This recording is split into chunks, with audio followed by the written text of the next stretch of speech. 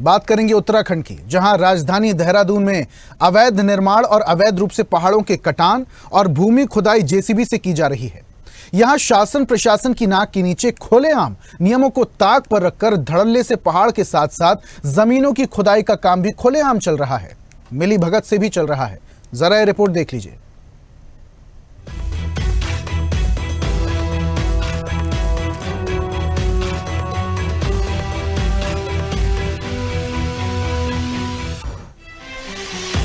Rajpur road को देहरादून की आत्मा कहा जाता है।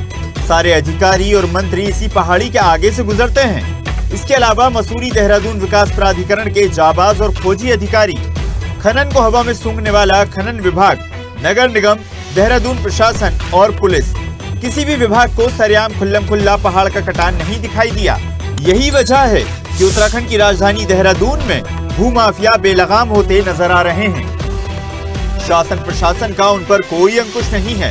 हम ऐसा इसलिए कह रहे हैं क्योंकि यहाँ कुछ स्थानों पर खुलेआम शासन प्रशासन की नाक के नीचे पहाड़ों की कटान और भू खुदाई मशीनों से की जा रही है।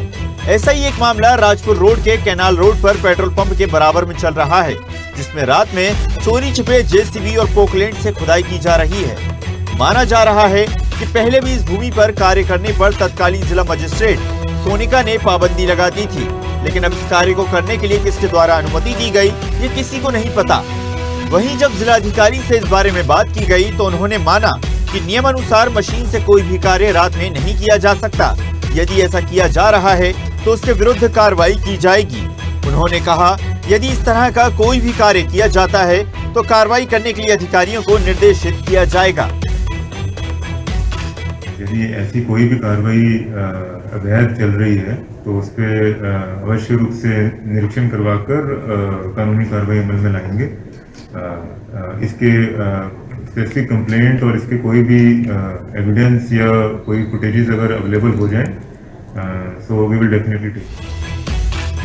अब जिलाधिकारी जो भी कहें, लेकिन प्रशासन की नाक के नीचे खुलेआम जब पहाड़ और जमीन खोदने के मामले आएंगे तो सवाल तो खड़ा होगा।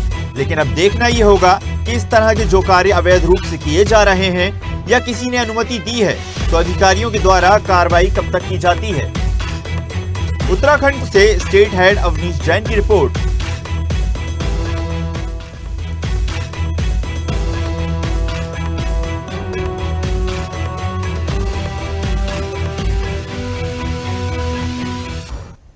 तो यहां पर शासन प्रशासन की नाक के नीचे जमीन की खुदाई चल रही है, लेकिन यहां पर ध्यान देने वाला कोई नहीं है।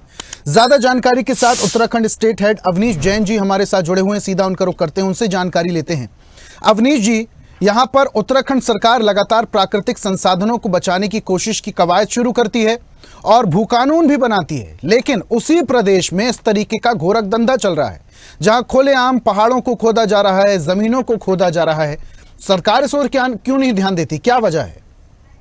बिल्कुल ठीक कह रहे हैं ऋषभ कि जो ये साइट है ये राजपुर रोड पर स्थित है और सभी अधिकारियों का इस जगह से आना जाना है, हर विभाग के मंत्री किसकी जगह से आना जाना है।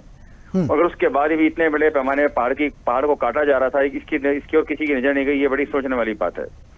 और सबसे बड़ी बात तो ये है कि इस पहाड़ को काटने की परमिशन खुद खनन विभाग ने दी है और खनन विभाग ने इस परमिशन में ना तो किसी टाइम का जिक्र किया, जबकि रात को खनन करना अलाउड नहीं होता, ये इलीगल है।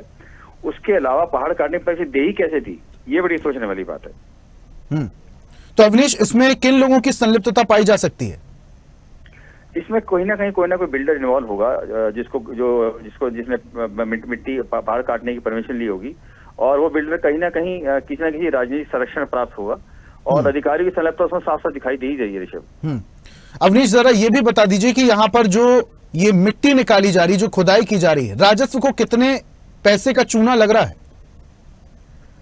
देखिए, इसकी तो कैलकुलेशन अभी इनको करनी पड़ेगी, खनन विभाग को और लोकल प्रशासन को, चूंकि ये मामला डीएम समीर बंसल जो है जिलाधिकारी देहरादून है, उनके नॉलेज में आया है।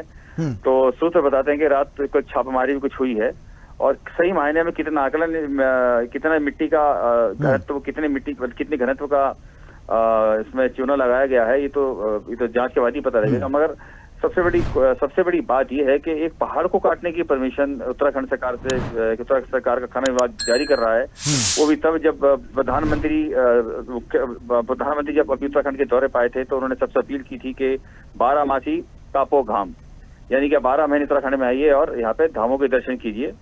उसके बाद पहाड़ों को ही गायब किया जा रहा है। ये बहुत बड़ा प्रश्न है। बिल्कुल, और बड़ा सवाल तो यहाँ पर खड़ा ही होता है अवनीश। और इसके अलावा अब देखना होगा कि इस खबर के प्रसारित होने के बाद सरकार कितनी तेजी से और क्या एक्शन लेती है। बहुत बहुत शुक्रिया हमारे साथ जुड़ने के लिए और तमाम जानकारी हम तक साझा करने के लिए। ताजा खबरों के लिए लाइक, फॉलो और YouTube पर सब्सक्राइब कर बेल आइकन दबाएं। साथ ही ताजा अपडेट्स के लिए स्वदेशलाइव.com पर विजिट करें।